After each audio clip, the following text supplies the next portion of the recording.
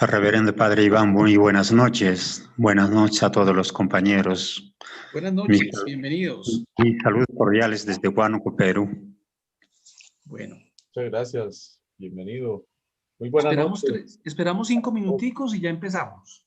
Sí, listo. Vamos a dar tiempecito de que vayan ingresando. Yo creo que mientras tanto, Padre Iván, podemos ir dando inicio con la oración. Bueno. Del Padre Gilberto, que está ya con nosotros. Listo, bienvenido pues. Padre Gilberto, adelante. Sí.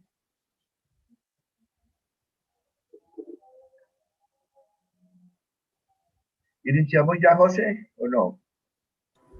Iniciemos, Padre, con la oración. Mientras eso, pues la gente se nos va conectando.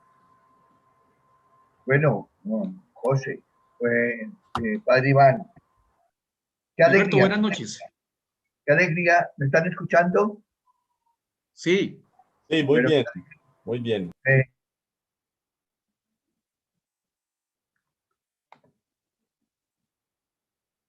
Me ha enriquecido demasiado.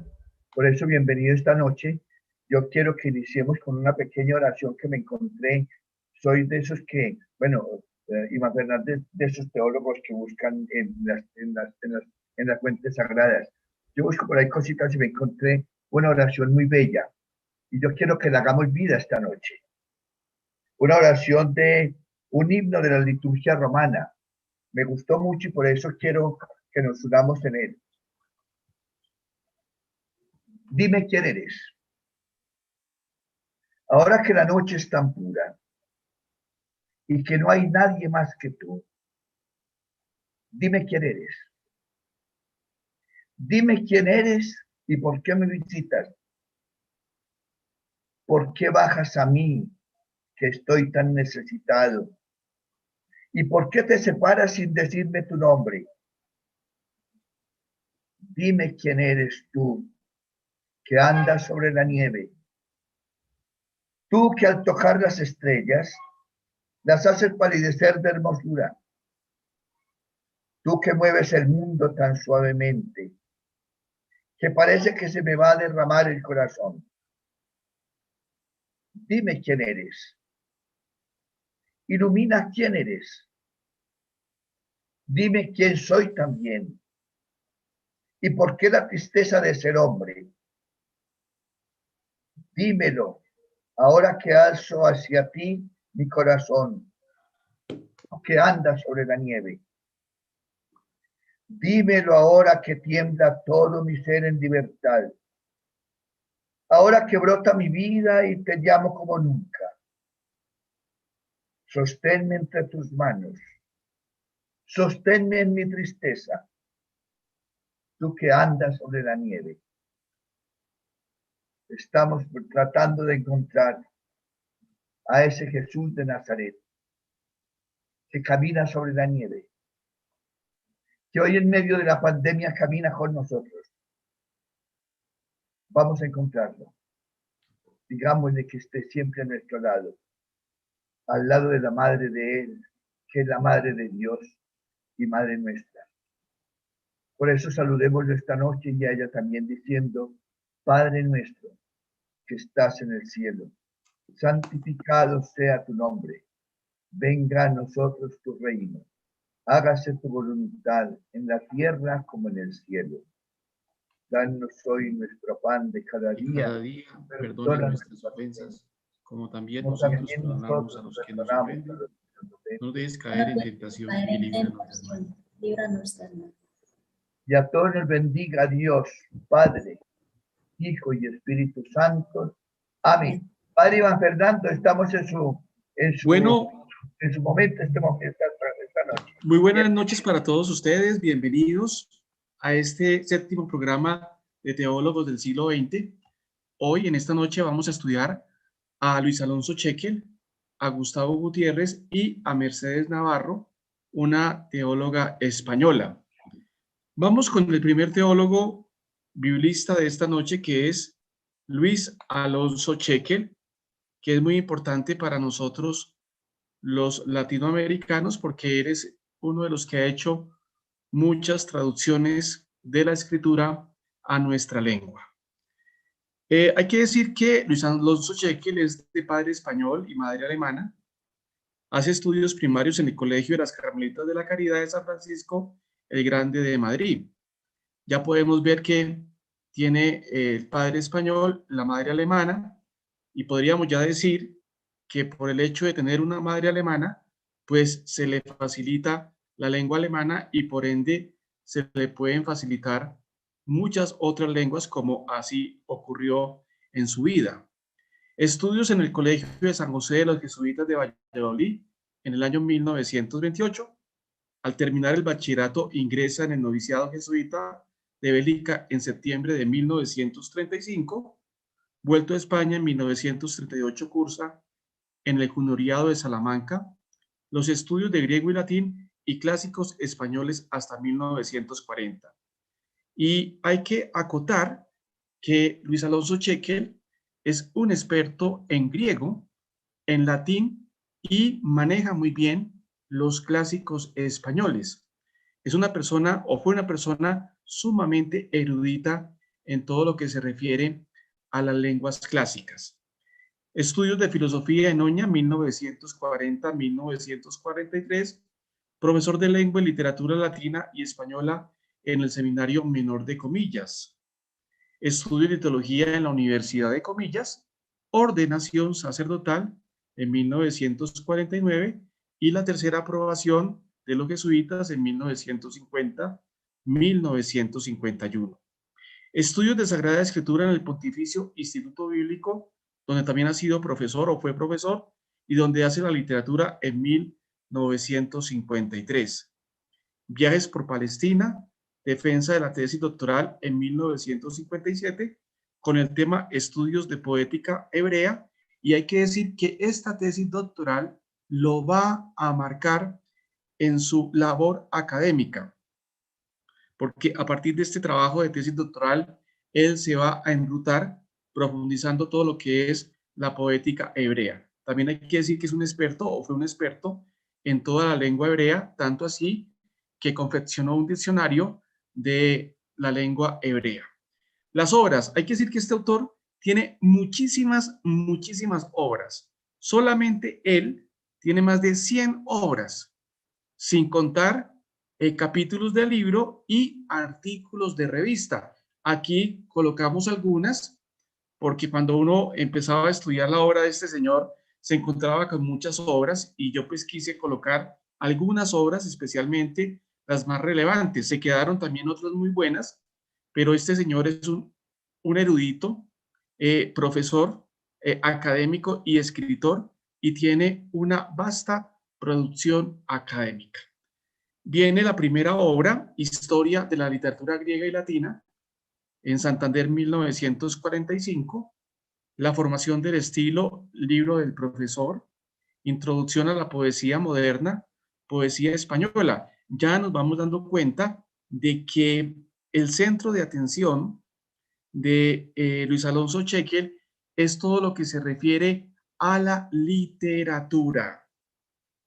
Pedagogía de la comprensión, viaje al país del Antiguo Testamento, la formación del estilo, libro del alumno, estética y estilística del ritmo poético, el hombre de hoy ante la Biblia, estudios de poética hebrea, leccionario 1, domingos y fiestas. Recordemos que la Comisión Española pues le manda a que haga una traducción en español de los leccionarios. La palabra inspirada, la Biblia a la luz de la ciencia del lenguaje. Hay que decir también que él profundiza la teoría de la inspiración. Recordemos que Ranner ha hablado de la inspiración, el padre Benoit ha hablado de la inspiración, el padre Grelot ha hablado de la inspiración y obviamente Luis Alonso Chequel va a hablar del carisma de la inspiración.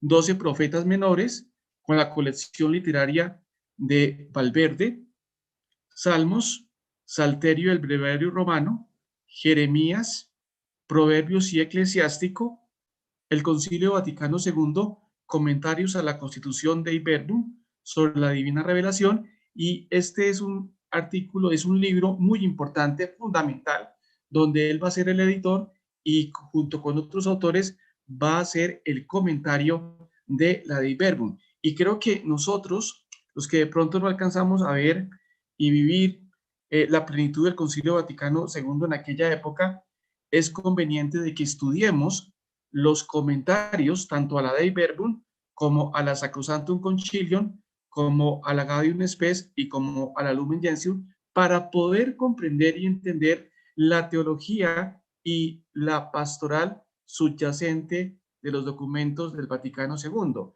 Este libro, donde Luis Alonso Chequel es el editor, es muy interesante porque Luis Alonso Chequel, junto con otros autores, va a profundizar qué significa la revelación y por qué es importante la revelación, sabiendo que la revelación y obviamente la fe son temas fundamentales y transversales a todos los tratados de teología, lo que significa que nosotros como creyentes debemos conocer muy bien la naturaleza de la revelación y también las dimensiones de esa revelación.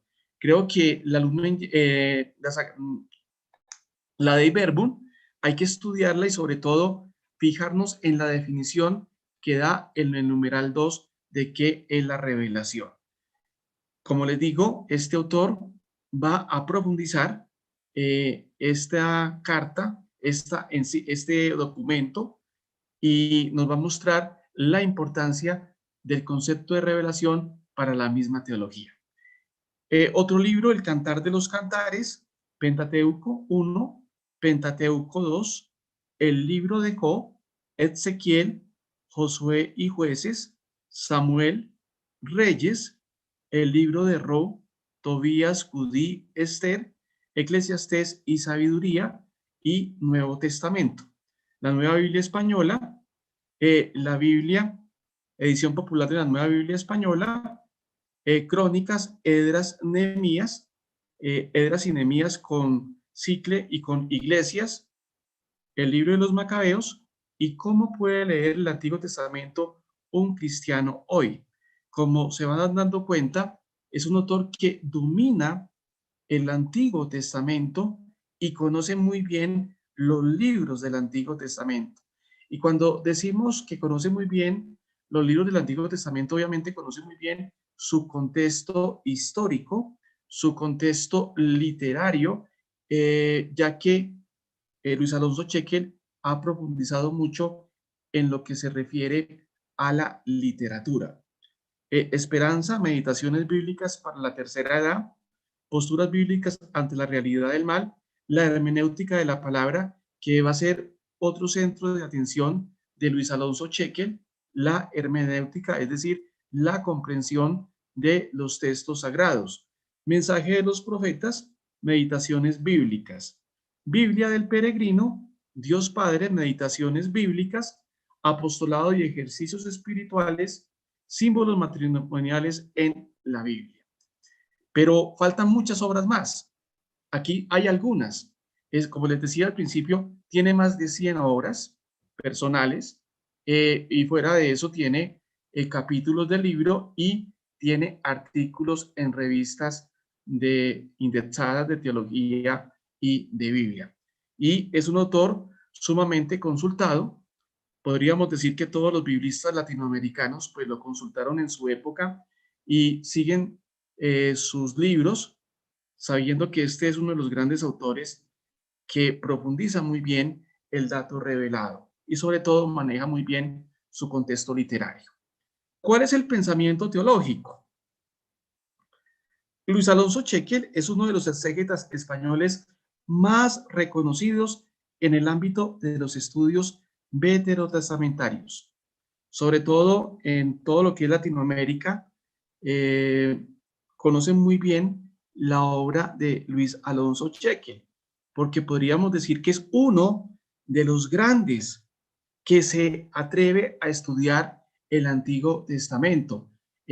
Hay otros exégetas de pronto en Europa, sobre todo los alemanes, han profundizado mucho en el Antiguo Testamento, pero obviamente son obras que no han sido traducidas al español, y este es un autor que se atreve a hacer traducciones a la lengua castellana. Y por eso es que es un autor muy conocido y sigue, digámoslo así, tocando a muchas personas, a muchos estudiosos de la Biblia y también a muchos exégetas de lengua castellana. 3 campos definen los intereses fundamentales que han ocupado su vida académica: la literatura, el lenguaje y la hermenéutica bíblica. Entonces ya podríamos decir que son 3 centros: la literatura, todo lo que se refiere a la literatura. Ya sabemos que él es un experto en la literatura clásica, especialmente en los clásicos griegos y los clásicos latinos. Maneja muy bien la teoría del lenguaje y también maneja muy bien la hermenéutica bíblica, es decir, la comprensión de los textos.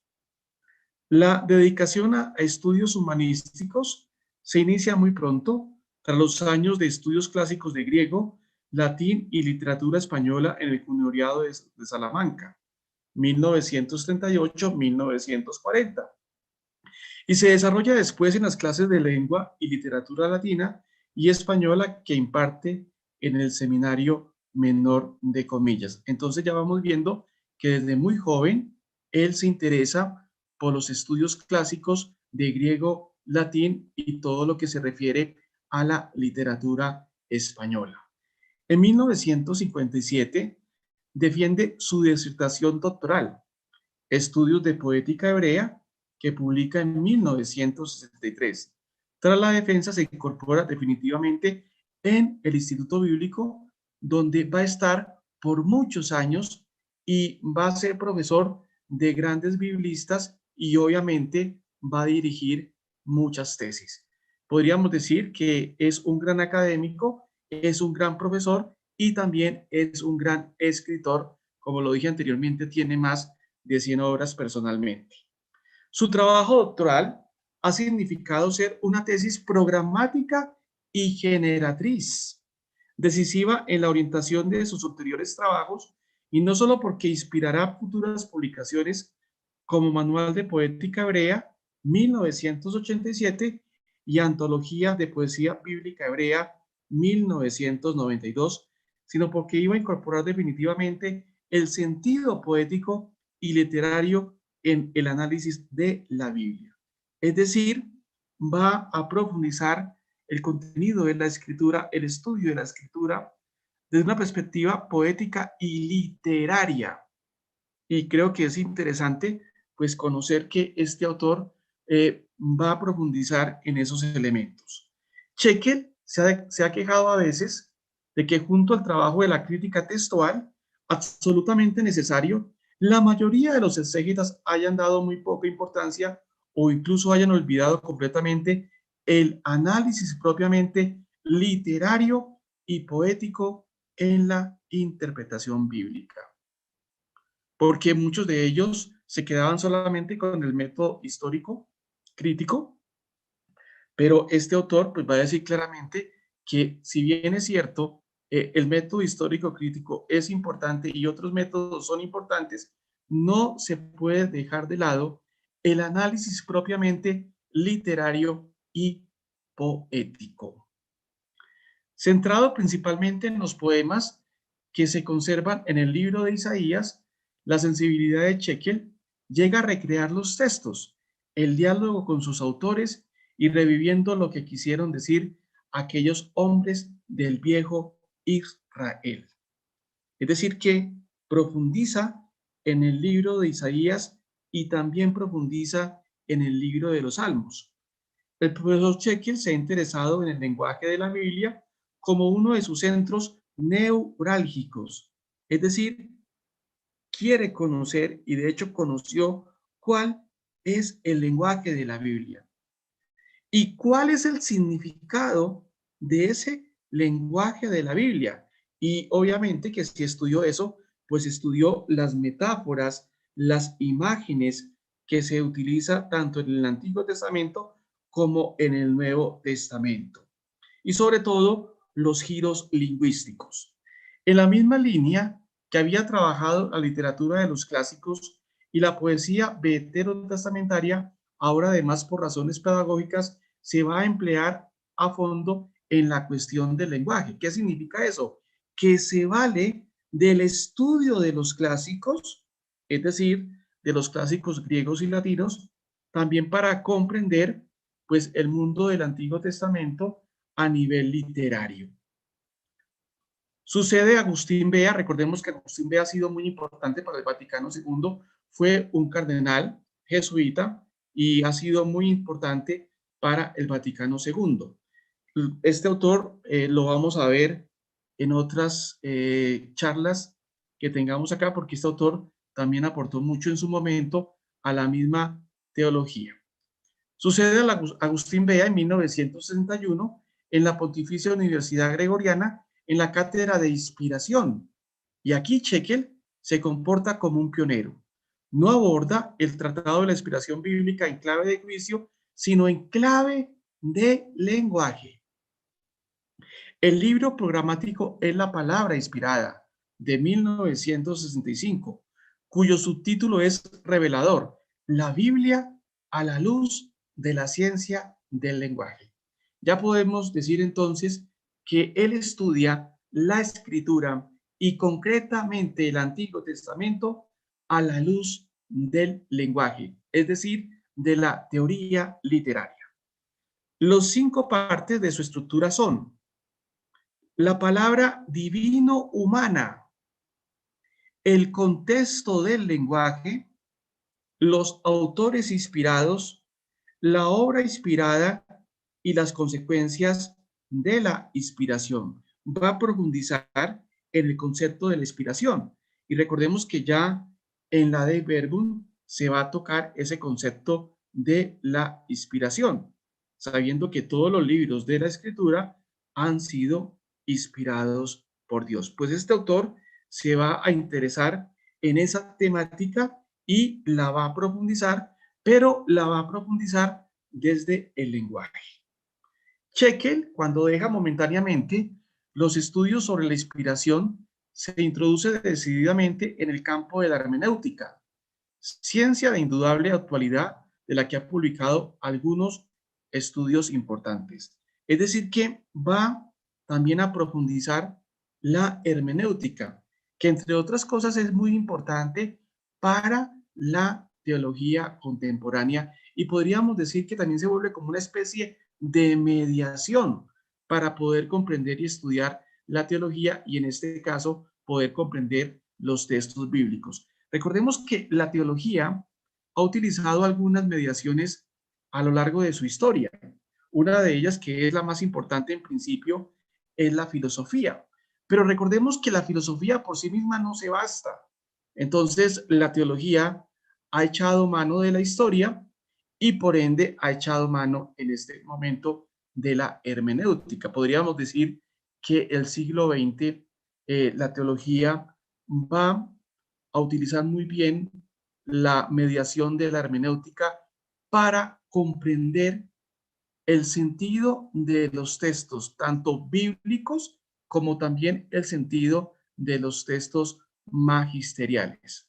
Entonces es interesante que este autor va a aportar mucho en el campo de la hermenéutica, que es una ciencia de indudable actualidad de la que ha publicado algunos estudios importantes. Entonces, si queremos conocer un teólogo y especialmente un teólogo biblista que haya profundizado en la hermenéutica, pues ya podríamos decir que Luis Alonso Haeckel es uno de ellos. Y como les dije anteriormente, este es un tema a seguir estudiando porque la escritura, pues la debemos comprender, la debemos actualizar.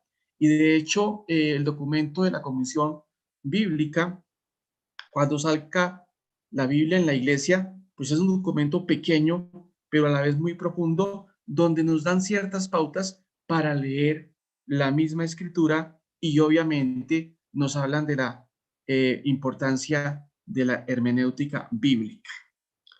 Las otras aportaciones dignas de tenerse en cuenta se extienden al campo de la liturgia y de la pastoral, así como al terreno de la pura investigación. ¿Por qué? Porque recordemos que ya la Comisión de Liturgia de España pues le dice claramente a Luis Alonso Chequel que haga el favor de traducir y de actualizar algunos leccionarios a la lengua castellana. Entonces, él también va a ser un gran propagador de la palabra de Dios a nivel litúrgico y a nivel pastoral.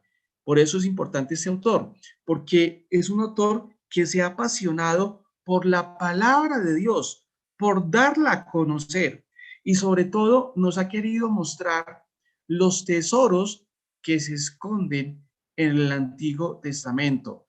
Podríamos decir que nosotros los cristianos católicos, de pronto, obviamente que no se puede generalizar, siempre a veces queremos ver ese Antiguo Testamento de pronto con ojos de desdén, pero lo vemos así porque no lo conocemos. De pronto Marción dejó una marca en nuestros corazones. Recordemos que Marción pues decía claramente que el Antiguo Testamento, el Dios del Antiguo Testamento no era el Dios de Jesucristo, pero recordemos que el Antiguo Testamento se debe relacionar con el Nuevo Testamento y el Nuevo Testamento se debe relacionar con el Antiguo Testamento, porque recordemos que el Antiguo Testamento va a preparar esa revelación. Pues bien, este autor se encariña con el Antiguo Testamento, nos quiere mostrar a través de sus traducciones lo que está allí condensado en el Antiguo Testamento para que nosotros, los de habla y castellana, pues podamos comprender. Por eso es importante, porque él quiere que conozcamos esos tesoros que están allí en el Antiguo Testamento y que hay que seguirlo conociendo para poder comprender muy bien la palabra del Señor. Finalmente, Alonso Chequel ha aportado a la ciencia bíblica estrictamente hablando trabajos de gran altura, de tipo monográfico, que venían produciéndose mucho antes, pero que adquieren gran madurez en los grandes comentarios a la Biblia, que se han publicado en la década de los 80. Allí publicó en esa década a los profetas, Job, Proverbios, Sabiduría, Génesis, Cantar de los Cantares, los 2 volúmenes del libro de los Salmos. Entonces, por eso es que este señor vale la pena estudiarlo, seguirlo, leerlo y sobre todo vale la pena mirar las notas que tiene a estos libros. Recordemos que las notas son muy importantes porque las notas nos dan los criterios de comprensión de estos libros, especialmente del Antiguo Testamento. Y por eso también es importante conocer las notas de la Biblia de Jerusalén, porque, como les dije anteriormente, nos ayuda a comprender la palabra de Dios y sobre todo nos dan criterios y horizontes de comprensión. Entonces es un autor que vale la pena leerlo y sobre todo ver estos comentarios al libro de Proverbios, Sabiduría, Génesis, Cantar de los Cantares, los 2 volúmenes de los Salmos. Igualmente, la dirección de los materiales para un diccionario bíblico hebreo-español significa un espléndido trabajo en equipo de los exégetas españoles. Este diccionario es un diccionario muy reconocido, lo siguen muchos porque saben de la calidad de Luis Alonso Chequel en la lengua hebrea. Entonces, ahí les dejo entonces para que ustedes sigan profundizando en este autor y miren sus obras y especialmente sus traducciones. Viene un autor muy querido para nosotros latinoamericanos y también muy querido para la Orden Dominicana, porque como ustedes saben, Gustavo Gutiérrez se hace dominico en el año 2002 y ha sido muy importante para la reflexión latinoamericana. Tanto así que lo llaman el padre de la teología de la liberación, a partir del año 1968-1969. Pues bien, vamos a conocer un poquitico de Gustavo Gutiérrez. Es un autor muy importante, como les digo. Vale la pena estudiarlo y conocerlo, porque conociéndolo a él, podemos conocer los criterios de la teología de la liberación. Los datos biográficos: descendiente por parte materna de la etnia quechua, estudia la secundaria en el Colegio de los Maristas de Lima, de salud muy precaria en su niñez y primera juventud, manifiesta muy joven gran sensibilidad por la poesía y la mística. Esa vena mística se va a observar en su libro Beber del Pozo. Ahí se va a observar la vena mística, cómo él habla de San Juan de la Cruz y de muchos maestros místicos. Ingresa a la Facultad de Medicina de la Universidad Nacional de San Marcos de Lima, pensando en la especialidad de psiquiatría. Su militancia en la Acción Católica le hace despertar a la cuestión social. A los 24 años se decide por la vida sacerdotal. Estudios de filosofía en Lovaina y de teología en Lyon y en la Gregoriana de Roma. Ordenación sacerdotal en 1959. De regreso a Perú enseña en la Universidad Católica de Lima y se encarga de una parroquia en el popular barrio de Rímac, colaborando con estudiantes comprometidos políticamente. En 1968, como consultor teológico del Episcopado Latinoamericano, participa activamente en la Asamblea de Medellín.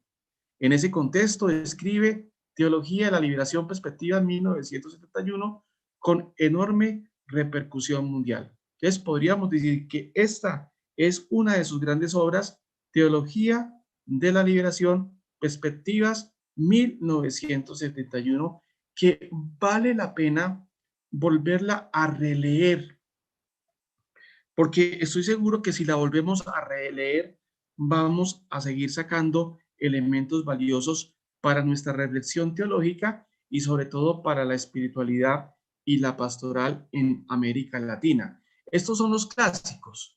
¿Por qué son clásicos? Porque no pasan de moda y porque tienen algo que decir siempre. Y Gustavo Gutiérrez siempre tiene algo que decir. En el año 2000 hace el noviciado en el convento de Lyon de la Orden de Predicadores, profesando como fraile dominico en el 2001-2002. Las obras son pocas, pero son muy densas y muy interesantes para la reflexión latinoamericana. Recordemos que es uno de los pioneros de la misma teología de la liberación. La pastoral de la Iglesia en América Latina, análisis teológico. Esto es muy importante cuando dicen el análisis teológico, porque no solamente es reflexionar desde la teología, sino también mirar la realidad objetivamente utilizando las mediaciones socioanalíticas para poder comprender la misma realidad. Esas mediaciones son la misma sociología, la misma economía, la misma política, etcétera, etcétera. Hacia una teología de la liberación, pobreza evangélica, solidaridad y protesta, teología de la liberación, perspectiva Lima, 1971, después se volvió a reeditar ese libro en Salamanca, 1972, teología desde el reverso de la historia, el Dios de la vida, la fuerza histórica de los pobres, en busca de los pobres de Jesucristo, beber en su propio pozo, donde les digo claramente, se nota la vena mística, la vena espiritual de Gustavo Gutiérrez. Este libro se lo recomiendo para que ustedes miren cómo él entra en contacto y en relación con estos maestros de la mística y de la espiritualidad en el itinerario espiritual de un pueblo. La verdad os hará libres. Hablar de Dios desde el sufrimiento del inocente, una reflexión sobre el libro de Job.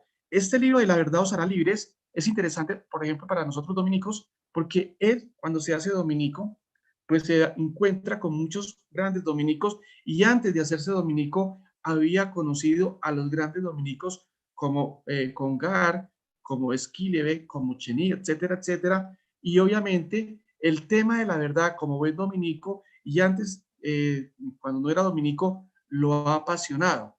Siempre el tema de la verdad lo ha tocado. Y obviamente cuando entra a la orden dominicana, pues ese tema va a estar en su reflexión personal. Compartir la palabra a lo largo del año litúrgico, Salamanca, 1995. El pensamiento teológico, considerado padre de la teología de la liberación, Gustavo Gutiérrez ha mantenido durante varios decenios una influencia decisiva en la nueva forma de hacer teología en América Latina, influencia que ha traspasado las fronteras de aquel continente, repercutiendo en las teologías de los terceros mundos de todo el planeta. Y podríamos decir que también ha tocado las teologías de genitivo, es decir, las teologías contextuales que se desprenden a partir del Vaticano II. Por eso, en este caso, Gustavo Gutiérrez se convierte en un paradigma, en un modelo de hacer teología, y otras teologías como la teología asiática, como la teología negra, etcétera, etcétera, pues también se han inspirado en la teología de Gustavo Gutiérrez. Por eso sigue siendo un referente para estas teologías del tercer mundo.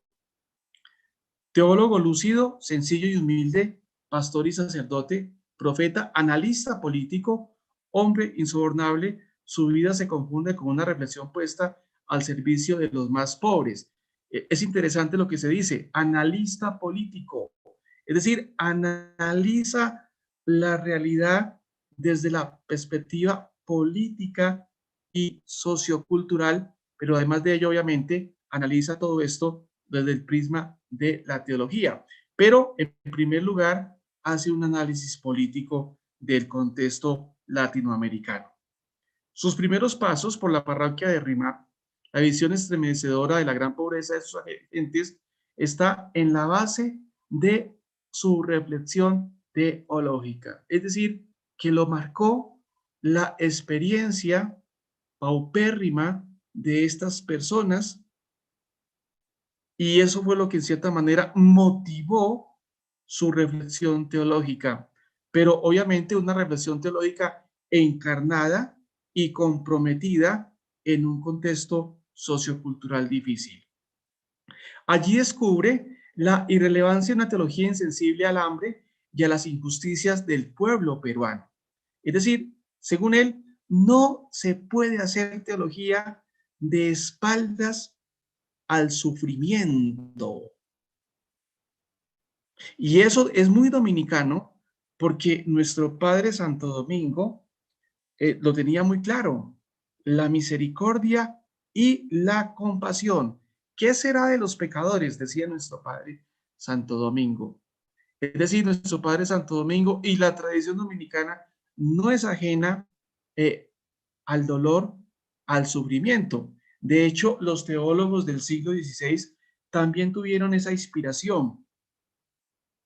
Los tocó la problemática indígena aquí en las Indias.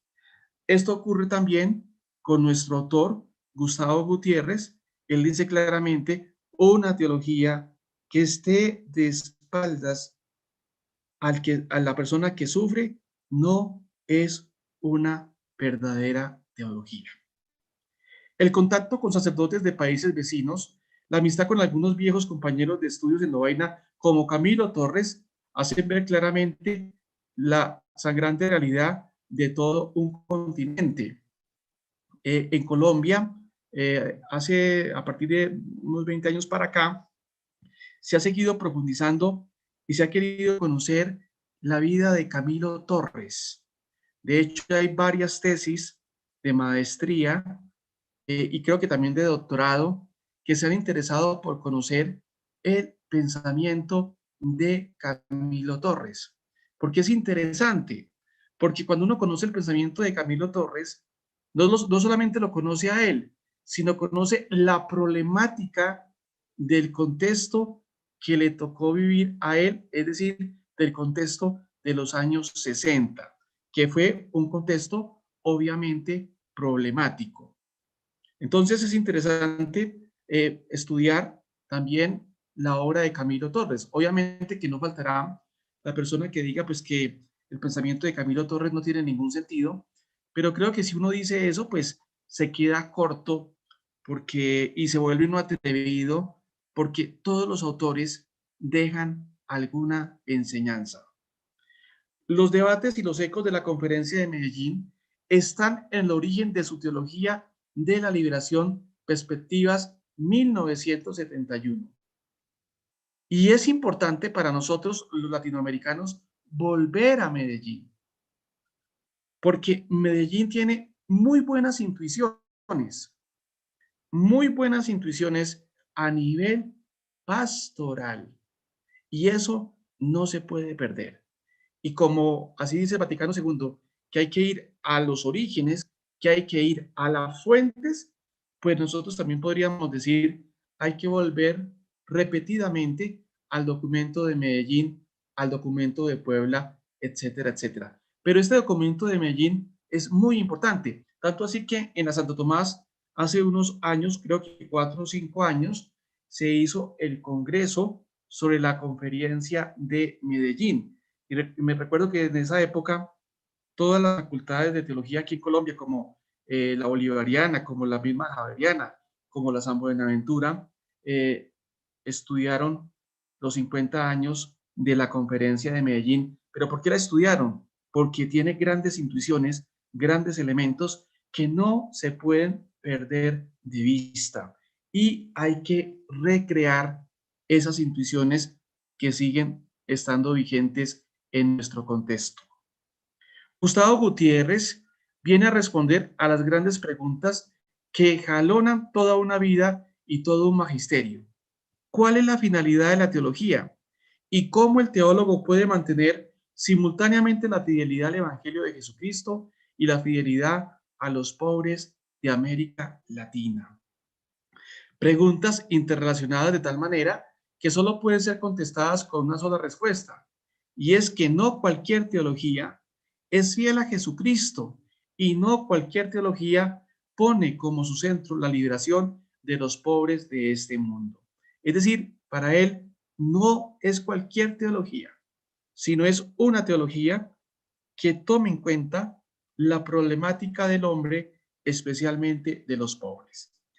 De ahí que el orden a conocer la perspectiva de teología de Gustavo Gutiérrez interesa analizar estos 3 temas mayores: modelos de teología, método teológico, los conceptos básicos de su vocabulario teológico, iglesia, sistemas políticos y espiritualidad. Hay que decir que cuando Gustavo Gutiérrez se emprende en este camino, él hace un estudio de toda la historia de la teología. Y cuando hace ese estudio de la historia de la teología, él estudia los modelos de la época antigua, de la época medieval, de la época moderna, de la época contemporánea, y también estudia sus metodologías. Es decir, que él es un gran conocedor de la historia de la teología y cuáles han sido esos modelos que obviamente han respondido a contextos históricos que son muy particulares. También, como lo dice aquí, los conceptos básicos de iglesia, del sistema político y sobre todo de la espiritualidad. Hay que decir que los teólogos de la liberación, muchos de ellos, como Galilea, como el mismo Espeja, José Luis II, todos ellos escribieron sobre la espiritualidad, porque la espiritualidad tiene que marcar una diferencia frente a otras espiritualidades, entre comillas, que no responden al seguimiento de Jesucristo. Por ejemplo, podemos conocer la obra de John Sobrino, un jesuita, que nos va a hablar mucho de la espiritualidad, pero una espiritualidad que debe ser, según él, encarnada.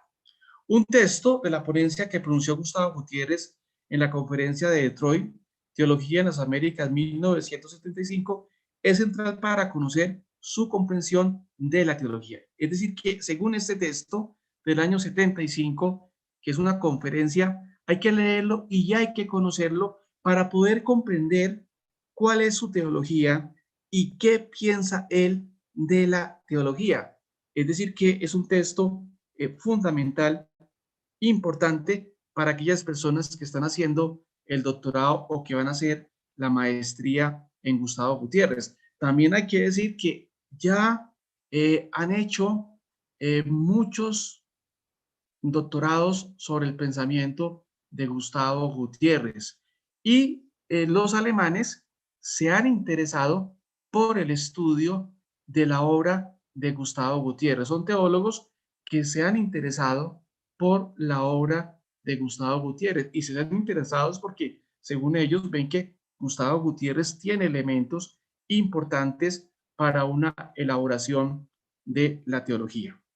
Nuestra cuestión es más bien cómo podemos decir a los pobres, a las clases explotadas, a las razas marginadas, a las culturas despreciadas, a todas las minorías, a las no personas, cómo podemos decir que Dios es amor y que todos nosotros somos y deberíamos ser en la historia hermanas y hermanos.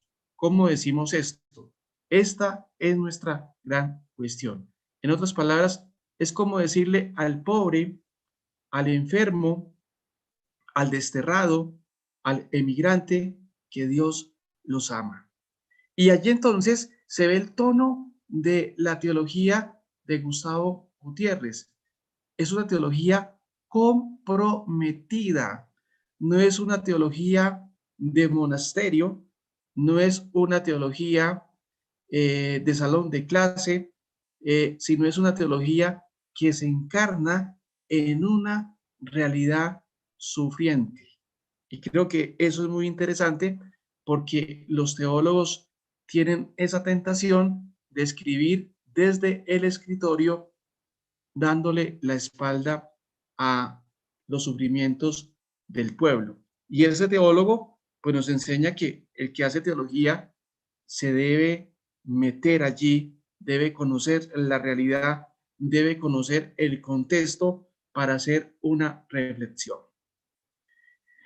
Quien se adentra sin prejuicios en su libro Teología de la Liberación percibe bien la historia de la teología cristiana y es deudor de la mejor tradición europea. Pero fíjate lo que dice esta frase. Para leer este autor no hay que tener prejuicios, porque hay muchos prejuicios frente a este autor y frente a muchos teólogos de la liberación, por la sola razón de que no son teólogos europeos. Y entonces hay teólogos que, pues, en la reflexión de Gustavo Gutiérrez y de los teólogos de la liberación, pues no les gusta. ¿Por qué? Porque tienen un prejuicio y porque creen que solamente son ellos los únicos que pueden realizar una teología sana y seria. Pues no, está demostrado que una persona en cualquier parte del mundo puede hacer una reflexión teológica bien sopesada, seria y profunda, teniendo en cuenta el contexto social. Lo que sí ha hecho Gutiérrez es ubicar históricamente los diferentes modelos de teología en los lugares que corresponden según sus finalidades e intenciones. La teología es necesariamente espiritual y es saber racional. Esto es muy importante. La teología no solamente es un saber racional, sino también es una experiencia de fe que encarna obviamente una experiencia espiritual. Son funciones permanentes e indispensables. Ambas tareas deben, sin embargo, ser en parte recuperadas de las excisiones o deformaciones sufridas a lo largo de la historia, que es el problema de la teología en muchos momentos de la historia. Cuando la teología o los pensadores, es decir, los teólogos en este caso, rompen los binomios de inmanencia y trascendencia, de profetismo y mística, de gracia y libertad, pues lesionan el entramado teológico, lo que significa que el teólogo debe ser muy equilibrado porque el teólogo va a iluminar una realidad y la gracia de esa teología y esa verdadera teología pues no puede dejar nada a la intemperie. Por eso el sistema de Santo Tomás de Aquino es tan importante y tan fundamental. Lo mismo el sistema de San Agustín y lo mismo el sistema de los grandes, como un Ranner, como un mismo Congar, porque cuando ellos hacen la reflexión, pues no dejan nada suelto, sino todo lo colocan muy bien, adquiriendo una verdadera comprensión, un verdadero horizonte de sentido. Y este autor también trata de ver la teología desde una perspectiva armónica para poder interpretar una realidad. Para Gutiérrez, una de las decisiones más graves que ha padecido la teología fue el olvido de los aspectos existenciales y activos de la vida cristiana, que fue una problemática en una época, una teología de cuño intelectualista, como fue el problema del mismo Garrigou-Lagrange, que lo vimos en un programa pasado hablando del padre Cheny, que Cheny también le hacía esa crítica a Garrigou-Lagrange, que eran unas personas que sabían mucho, eran muy eruditos, se volvían muy metafísicos, pero tenían un problema. Los problemas existenciales los dejaban de lado. Y un teólogo no debe dejar y no puede dejar de lado los problemas existenciales, que esa es la gracia, entre otras, de la teología y de la obra de San Agustín de Hipona. Los que conocen la obra de San Agustín de Hipona van a decir claramente que es un autor existencialista, porque le habla al hombre de carne y hueso. En cambio, hay otros autores que son muy abstractos, que son muy eruditos, pero que desconocen la problemática humana.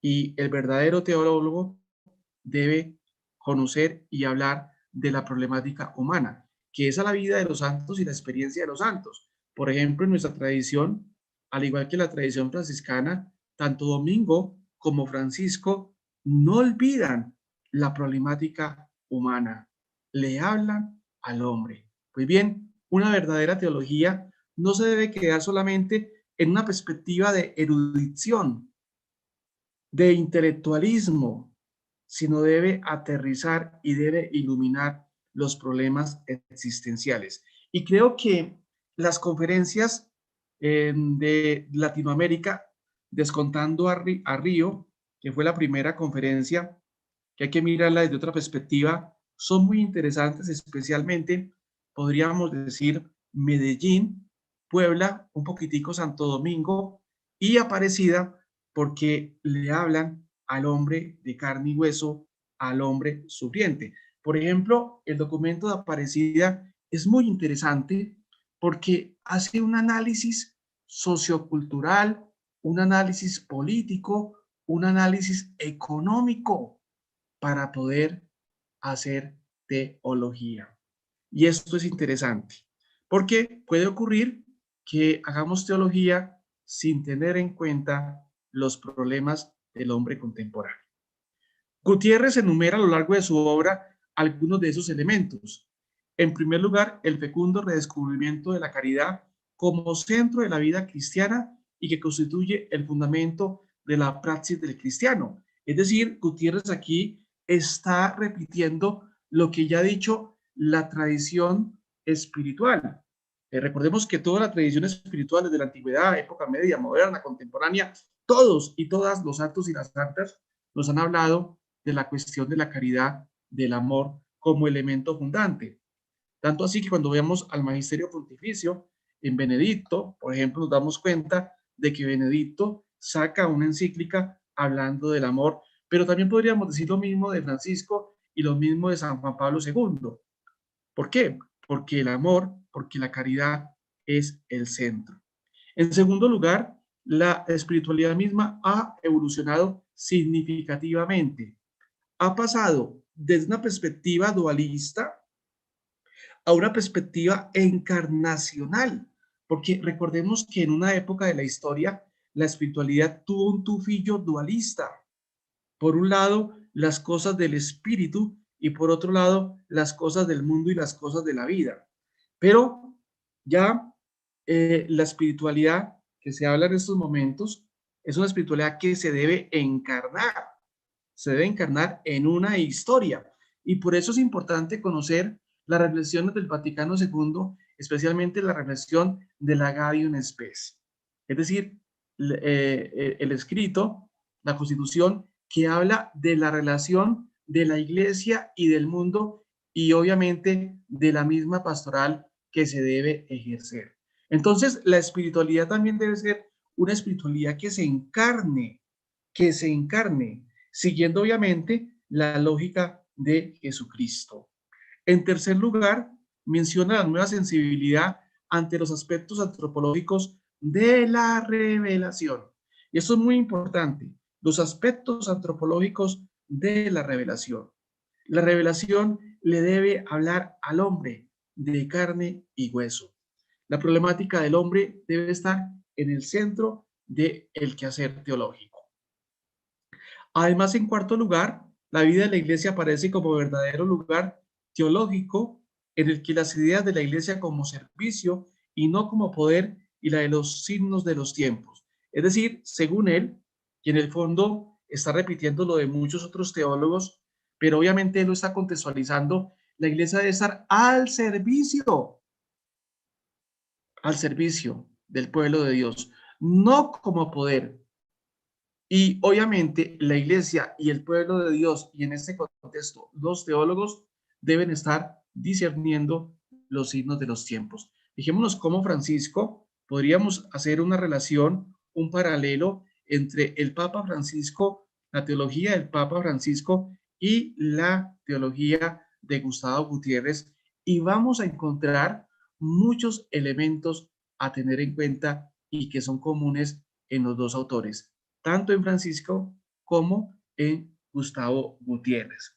Entonces, fijémonos que es muy importante conocer este autor para poderlo a dialogar, y que sería bueno que ustedes allá también, en sus casas, en sus comunidades, pues hicieran este ejercicio de ir mirando el magisterio del Papa Francisco con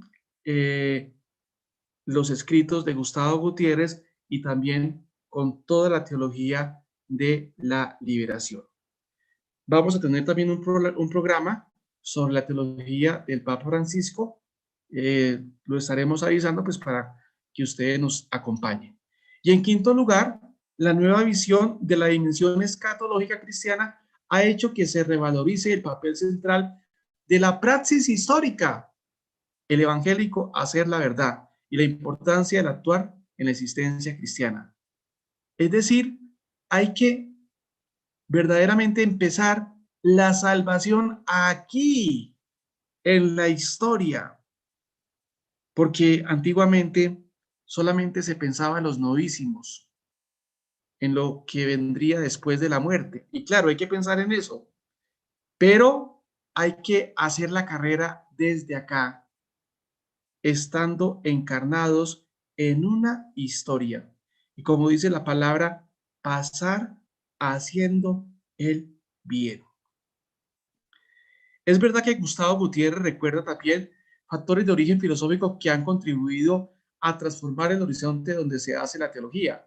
Alude de modo especial a Blondel cuando afirma el valor de la acción humana como punto de partida de toda reflexión, y recuerda la fuerte influencia de pensamiento marxista en el clima cultural, lo que ha provocado que la teología contemporánea se halle en fecunda confrontación con ese pensamiento y se vea obligado a recurrir a sus propias fuentes para encontrar el sentido de transformación de este mundo y la importancia de la acción del hombre en la historia. Este autor, Blondel, que es filósofo, que hace su tesis a finales del siglo XIX, que se llama La acción, es un teólogo que va a inspirar, es un filósofo, perdón, que va a inspirar a muchos teólogos, y especialmente los teólogos de la nueva teología, es decir, de los años 30 a los 50 más o menos, van a estudiar mucho el pensamiento de Blondel, lo van a estudiar mucho. Y como nos estamos dando cuenta, aquí Gustavo Gutiérrez también se interesa por los postulados de Blondel. Teniendo presente todo ese cúmulo de factores, cree que la teología debe ser una revelación crítica de sí misma, un discurso no ingenuo, lo que le dará validez epistemológica, pero además debe ser crítica también respecto a los condicionamientos económicos y socioculturales de la vida. Es decir, la teología tiene que ser crítica con la misma realidad, pero también con su mismo modo de proceder.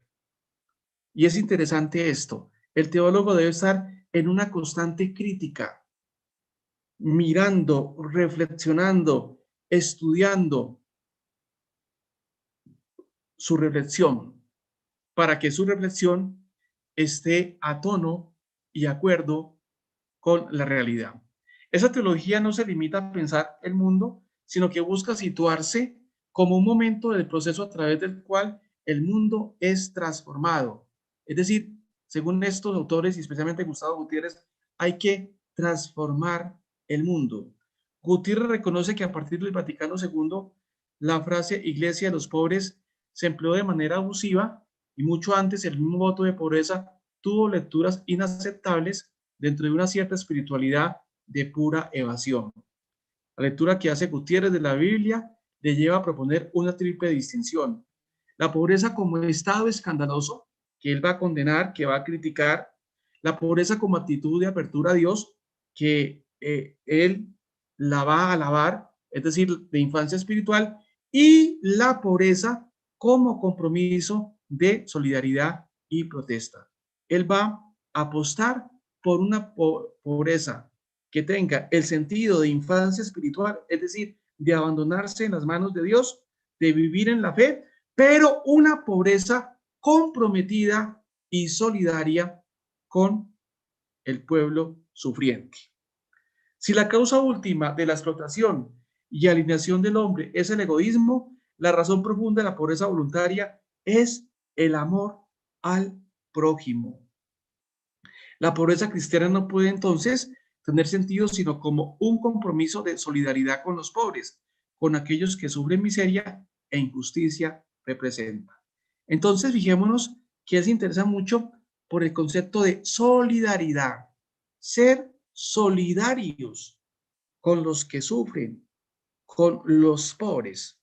Me parece estar viendo el mensaje del Papa Francisco. Un segundo grupo de términos en el vocabulario de Gutiérrez comprende los de desarrollo y liberación, términos alternativos y que entran en su teología precisamente por la función crítica que ésta posee. Se trata no solo de interpretar el mundo, sino de ayudar activamente a cambiarlo ante la pobreza e injusticias que padece. Gutiérrez prefiere el término liberación, que ofrece una visión mucho más integral y honda de la existencia humana. Por eso distingue tres acepciones del término liberación: liberación política, liberación del hombre a lo largo de la historia, liberación del pecado y entrada en comunión con Dios. Ahora, desde Cristo, la salvación comprende a todos los hombres y a todo hombre. Y es que la acción liberadora de Cristo está en el corazón del fluir histórico de la humanidad. Y la lucha por una sociedad justa se inscribe plenamente y por derecho propio en la historia salvífica. Gutiérrez afirma numerosas veces que el pecado se da en las estructuras opresoras, en la explotación del hombre por el hombre, en la dominación y esclavitud de los pueblos, razas y clases sociales. El pecado surge entonces como la alineación fundamental, como la raíz de una situación de injusticia y explotación. Si la iglesia es sacramento de salvación y liberación, es un deber suyo mantenerse en el proceso de liberación, estar cerca de los desheredados de la tierra. Entonces, fijémonos la importancia de este autor, que vuelvo a repetir, vale la pena a volverlo a leer para captar esas intuiciones que nos pueden servir en nuestra pastoral y obviamente también en nuestra reflexión teológica. Ya para terminar, la otra teóloga que es muy importante, siempre trato de traer una mujer, es Mercedes Navarro, ingresa en el Instituto de las Mercedarias de la Caridad en 1968, estudios de psicología, doctorándose en la Universidad Pontificia de Salamanca en 1989 con la tesis Dinámica del Yo, Alma en las Moradas de Santa Teresa, bajo la dirección de Antonio Vázquez Fernández, licenciatura en Ciencias Bíblicas en el Pontificio Instituto Bíblico de Roma, doctorada en Teología por la Pontificia Universidad Gregoriana de Roma, con la tesis Ungido para la Vida, exégesis narrativa, de Marcos 14:39 y Juan 12, 1, 8. Ha sido profesora de Sagrada Escritura en la Facultad de Teología de la Universidad de Salamanca y en diversos centros. Profesora de Psicología de la Religión, máster en Ciencias de la Religión de la Universidad de Comillas.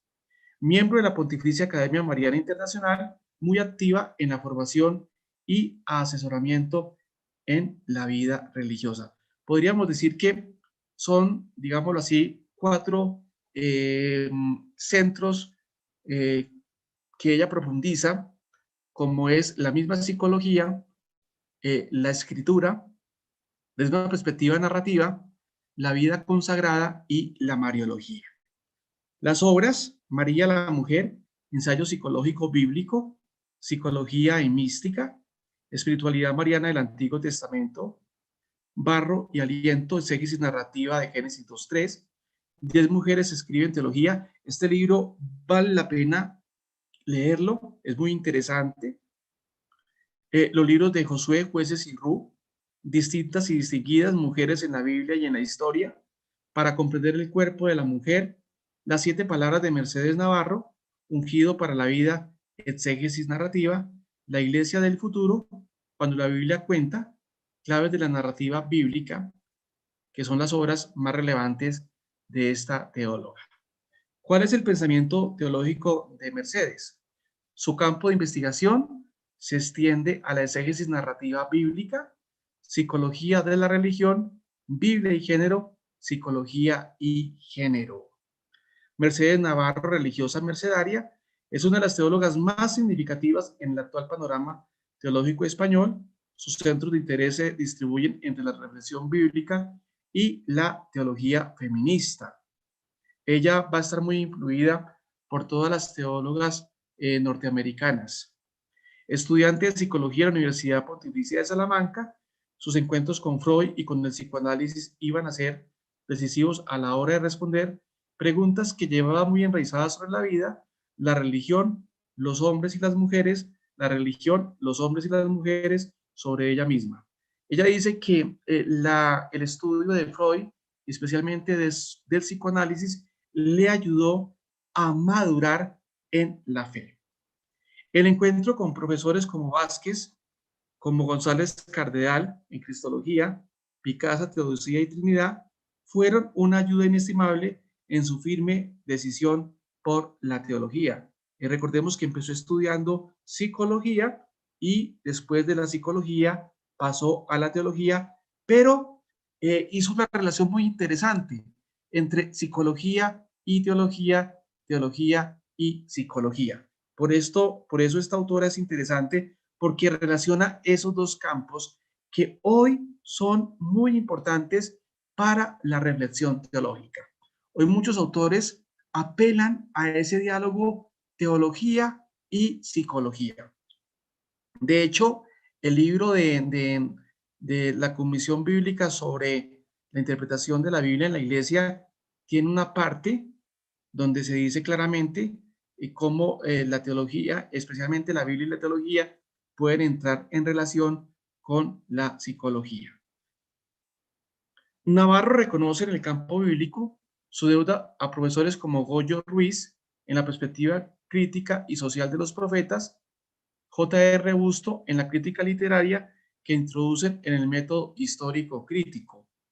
Descubre más tarde en el Pontificio Instituto Bíblico la importancia de las narraciones veterotestamentarias y la necesidad del método narrativo para el análisis y la comprensión de los relatos bíblicos. Y este acercamiento narrativo está cogiendo mucha fuerza en el estudio de la Sagrada Escritura. Sobre todo, analizar los escritos narrativos para de allí sacar una reflexión teológica. El análisis narrativo le hace descubrir referentes que suscitan en el lector la libertad y la capacidad de adhesión o rechazo, y vislumbra ese concepto básico del punto de vista o ángulo desde el que se percibe la realidad, que aunque parcial, cambiante y limitado, es necesario para la comprensión de los textos. En otras palabras, no una perspectiva únicamente como, por ejemplo, el método histórico crítico puede agotar un texto o un contenido, sino también es necesario apelar a otros métodos, y en este caso apelar al método narrativo, porque ayuda a captar ciertos elementos que no se pudieran captar si no se aplicase el método narrativo. En su tesis de doctorado, Ungido para la Vida, exégesis narrativa de Marcos 14:3-9 y Juan 12:1-8, publicada en 1988, trabaja sobre los relatos de la unción de Betania y descubre del uso del método narrativo ya no es válido separar la tarea exegética en aquellos dos momentos que se enseñaba desde el método histórico crítico, el estudio neutral del texto en primer lugar y después la reflexión propiamente teológico interpretativa. Para Mercedes Navarro, el análisis del texto mismo ya es obra teológica, ya es comprensión e interpretación. Y es interesante este aspecto. Marcos ha sido el texto preferido de la investigación bíblica de la teóloga mercedaria, aunque su exégesis abarca también textos veterotestamentarios cuya mejor expresión es el libro Barro y Aliento. La perspectiva feminista no es ajena a la tarea exegética de Mercedes Navarro. Sus prolongadas lecturas de biblistas anglosajonas le reafirman en sus convicciones de la necesidad del método histórico crítico y de la utilidad de emplear las narraciones desde la perspectiva feminista. Es decir, que ella se ha dado cuenta por experiencia que hay que integrar una serie de metodologías para poder conocer el dato de la escritura. Y eso también lo dice el documento de la interpretación de la escritura en la iglesia. La iglesia no se casa con ningún método en particular, sino la iglesia pues estudia la escritura apelando a todos los métodos, a los métodos diacrónicos, a los métodos sincrónicos, etcétera, etcétera, para poder comprender la misma escritura. Ha escrito: toda mi teología es teología feminista. Todo mi trabajo se encuentra marcado por la perspectiva de género. Navarro tiene sus preferencias dentro del mundo de la Biblia, el Evangelio de Marcos y las narraciones del Antiguo Testamento. Intenta además explicitar las posibilidades hermenéuticas de la psicología con respecto a la Sagrada Escritura. Es decir, hace un abordaje a la escritura desde la psicología.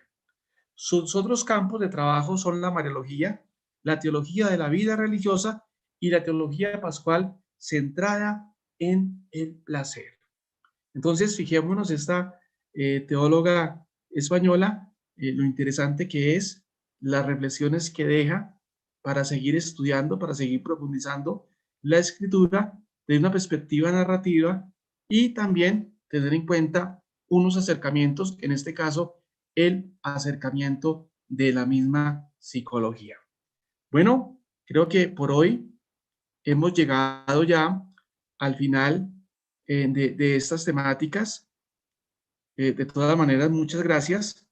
Nos veremos dentro de 15 días, es decir, con la gracia de Dios, nos veremos, si no estoy mal, el 11 a las 7 de la noche.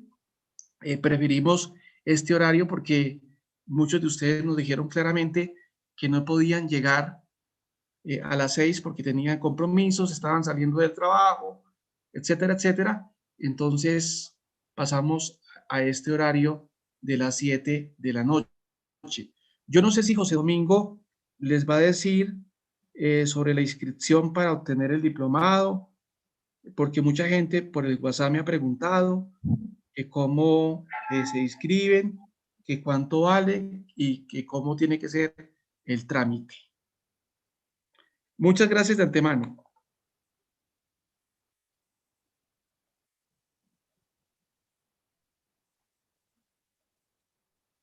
Muchas gracias, Padre Iván.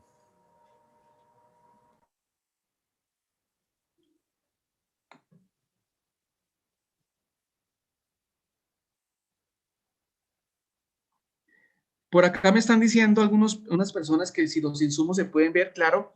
La idea es que yo todos estos materiales se los quiero enviar, no solamente con el material que ponemos aquí en la pantalla, sino con algunos artículos de estos autores para que ustedes profundicen en el pensamiento de estos autores.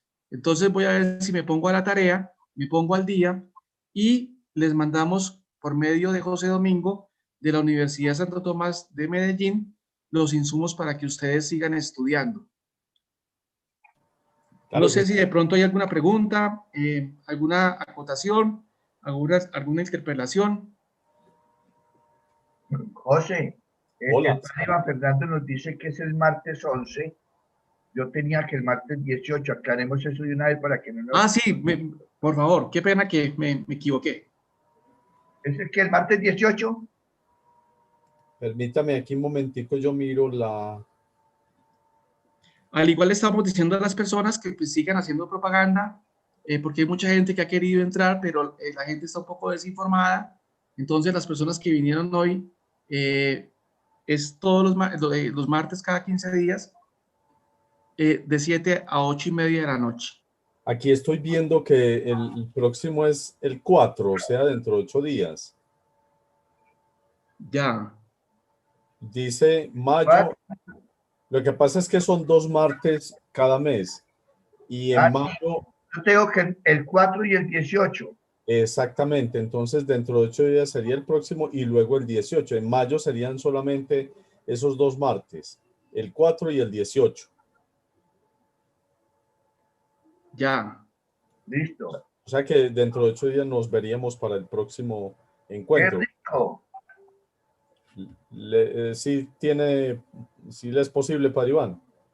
Pues no sé, me cogió muy encima.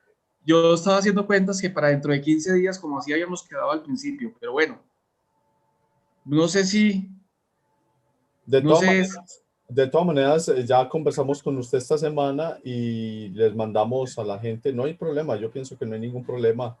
sí, porque como tengo otros cursos, aquí hay muchos de los alumnos que me siguen en el sábado. Muchas gracias por habernos acompañado. Hay muchas personas que nos siguen el sábado en neumatología. Bienvenidos y gracias por haber venido hoy. No sé si de pronto hay preguntas o... José Domingo, Cuénteme, Padre Iván. me gustaría que le dijera a las personas que cómo es lo del certificado, porque me han preguntado el certificado, lo que hay que pagar, porque me Sí, preguntan mucho. claro que sí. Entonces, el certificado se expide a final de año, porque este diplomado va a durar todo el año, pues para que sea realmente un diplomado se requiere cierto número de horas.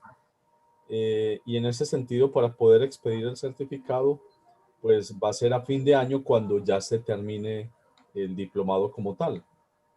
Entonces, por eso, pues yo pienso que a esta altura ya tendríamos como el grupo conformado, el grupo que está interesado en este diplomado, en estos temas, y que seguramente estarán interesados en el certificado a final del año, que ese certificado va a tener un costo de 80.000 pesos para cuestiones pues de trámite administrativo. Es decir que pues este diplomado es un ofrecimiento gratuito, un diplomado no, es decir, un diplomado tiene un costo real, un costo grande en las universidades, pero la universidad ha decidido a través del padre Iván y junto con el padre Iván Fernando, que muy amablemente ha donado su tiempo y su conocimiento para que este diplomado sea gratuito. Solamente, y repito, el costo del certificado por cuestiones de trámite administrativo tendrá un costo de 80.000 pesos a fin de año. Ese es el punto. Muchas gracias, profesor. En este caso, por ejemplo, profesor, yo soy del Perú.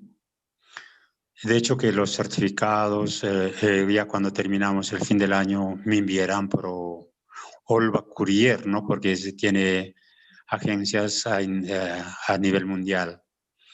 Entonces, ese es un poco más el costo, pues me dice y yo lo deposito.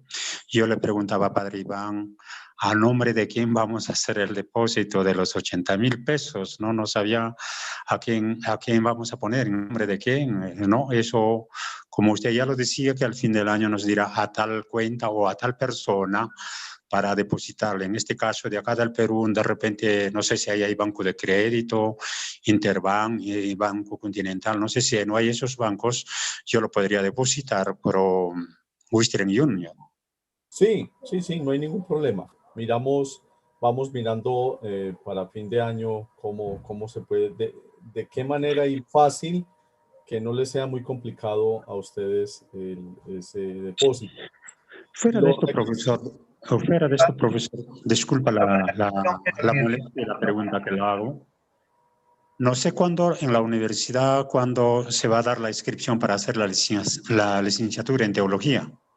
Estamos justamente trabajando este año fuertemente para que el programa inicie el próximo año. Pero este año vamos a iniciar, yo creo que para el mes de julio, vamos a iniciar con 2 cursos con crédito, es decir, 2 cursos matriculables, en los cuales o a través de los cuales ya tengamos como un inicio, Claro. una especie de introducción.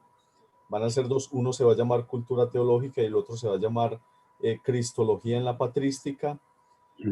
Y esos 2 cursos nos van a servir como inicio, como introducción a este programa de teología virtual.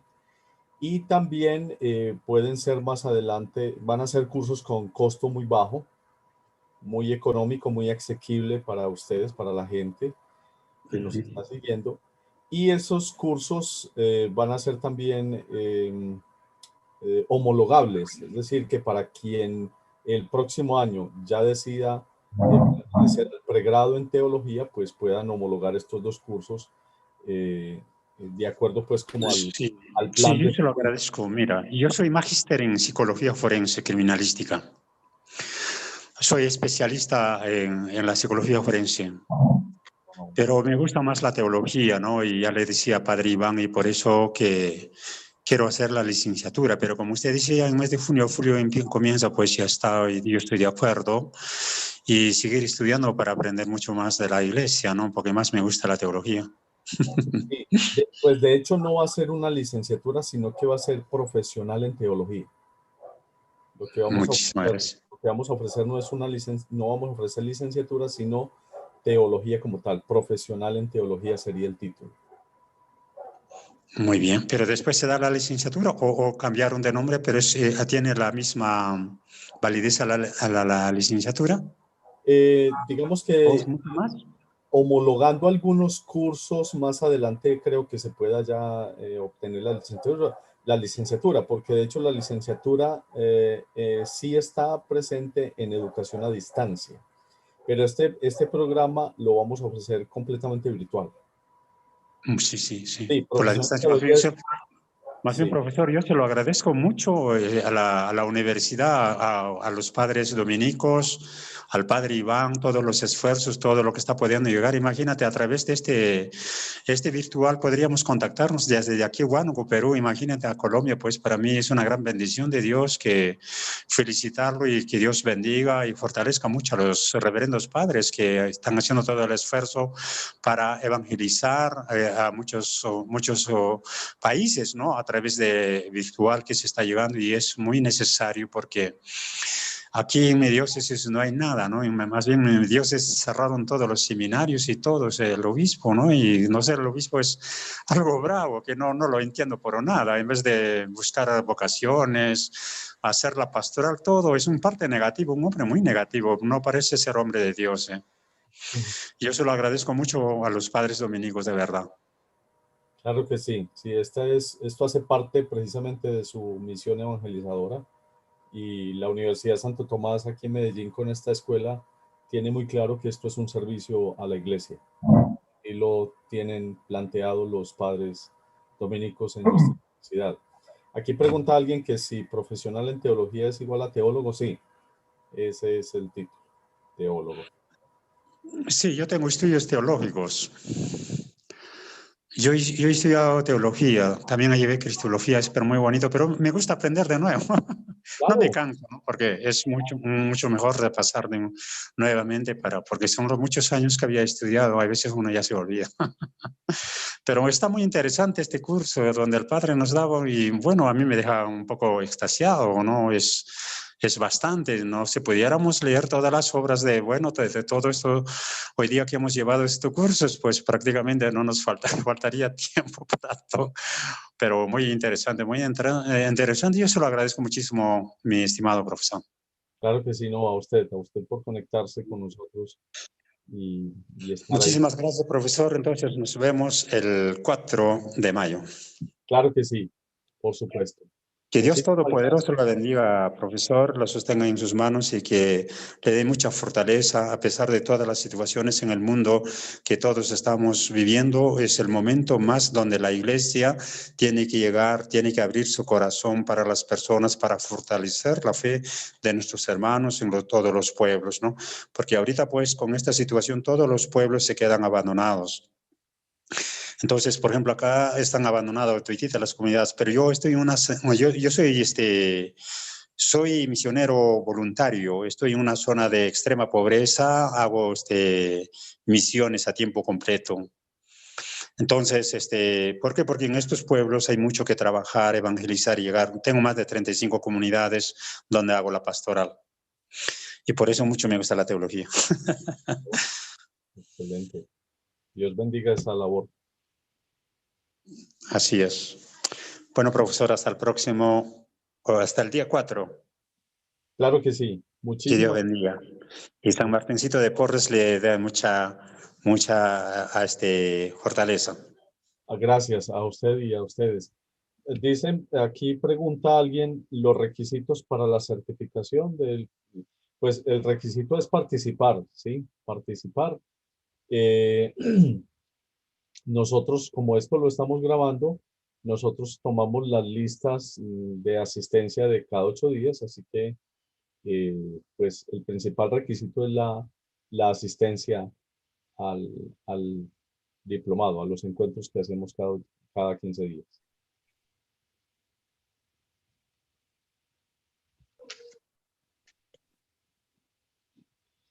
Bueno, muchísimas gracias a todos. Les deseamos una feliz noche. No sé, Padre Gilberto, qué más nos quiera decir. No, José, agradecerles a todos y a Iván, porque qué belleza. Me removió todo el sentimentalismo que tenía de los años 70, 80 y esa guerra. Me estoy callado mejor. Iván lo sabe. Una teología casi pisoteada, la de la liberación, pero que hoy en día es la madre de todas estas tierras. Por eso, cuando me hablaba Iván de Gustavo de Gutiérrez, yo sentía como hervir más la sangre en las venas, porque dije, fue el hombre que nos hizo contemplar a Dios en América Latina, sentir al Dios barrendero, al Dios celador, al Dios trabajador, al Dios obrero, al Dios papá, al Dios de la Pachamama, al Dios que nosotros tenemos que vivir cada día, al Dios con el que nos levantamos, nos acostamos y con el que trabajamos y le decimos al hermano, te amo. Gracias, Padre Iván Fernando, porque bueno, me emocioné y sigo hablando toda la noche porque yo casi no duermo, pero bueno, José es testigo, pero muchas gracias y vamos para adelante. Al hermano del Perú, vamos, vamos, vamos. Somos un grupo que queremos seguir adelante. ¿Cómo No se me llama gusta. el hermano del Perú que... Vamos para adelante con alegría. Muchas gracias, José, gracias, Iván Fernando, y gracias a todos por haber estado esta noche con nosotros. Sí, muchas gracias, padre. Muchas gracias. La teología de la liberación es muy bonita. Ya había estudiado muchos años atrás, como le digo, serán casi 20 años atrás. Tuve la oportunidad de estar en Lima, de participar en las clases de los padres dominicos en aquellos tiempos en Lima, y también con los franciscanos, ¿no? Pero es muy, muy lindo donde la realidad de las comunidades, de los pueblos indígenas, nativas, donde nos hablan y prácticamente yo estoy más de casi 40 años evangelizando Y he estado también en las comunidades nativas, viviendo con los nativos, donde he encontrado unas realidades de abandono totalmente de estas personas, tanto del Estado, tanto de la Iglesia, ¿no? Pues prácticamente se encuentran solos. O sea, para mí fue un mundo nuevo que descubrí, llegué a ellos, esas comunidades nativas en el año 90, y para mí pues era un balazo de agua al ver su realidad de ellos, su lenguaje, su costumbres, su manera de vivir, sus comportamientos psicológicos, sociales y culturales de cada uno de ellos que tenían, pues yo aprendí mucho de eso. Es un libro abierto, ¿no? Y donde me abrió la mente, ¿no? La teología de la liberación, porque podríamos ver al hermano, como usted ya lo decía, al hermano en su manera de vivir, de comportarse, con lo que ellos son, tienen una fe en Dios, creen, ¿no? Y eso es lo más lindo en nuestras comunidades nativas. Pero yo sigo adelante hasta, bueno, Dios me llamó también a mí, ¿no? Hace 40 años. Me convertí en un hospital cuando yo sufrí una enfermedad, un cáncer tuve en la pierna, en la neoplásica de acá del Perú. Estuve más de 3 años en el hospital. Y bueno, son cosas, bueno, no lo quiero contar mucho, pero ahí es la fe donde me nació. Me abrió Dios el camino y lo prometí a Dios servirlo, y ahí estoy entre el bien y el mal, caminando. Bueno, mi nombre es pues Solano Medrano Bazán. Yo soy de aquí de Huánuco, del Perú. Soy el pionero del Evangelio, de las buenas noticias. En el grupo o en Facebook me encuentran en Buenas Noticias para los pobres del reino de Dios. Que Dios bendiga a todos ustedes. Muchísimas gracias.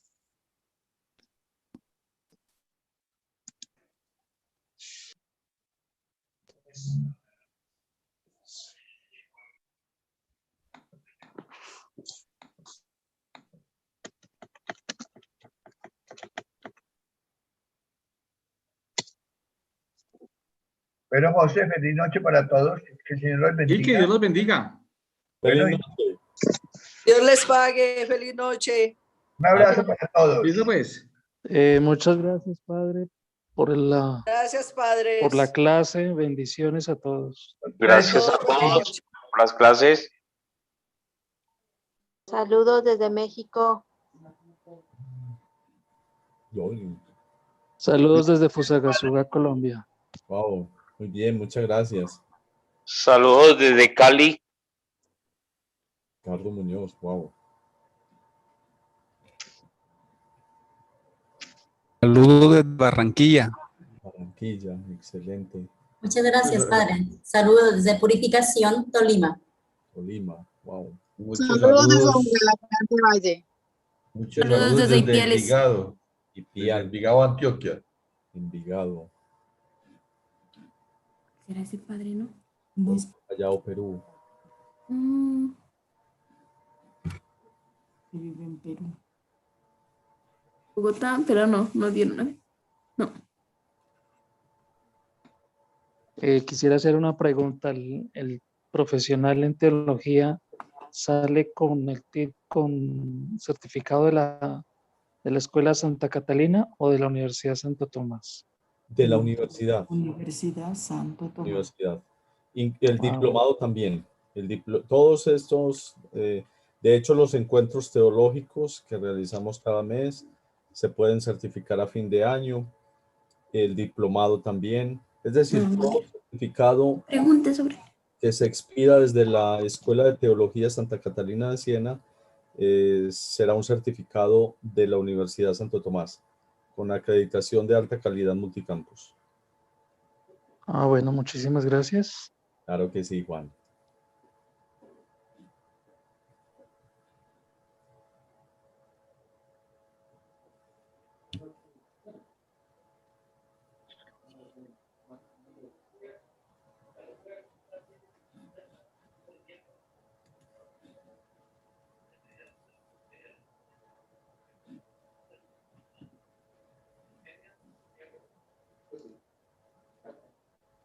Hoy déjate,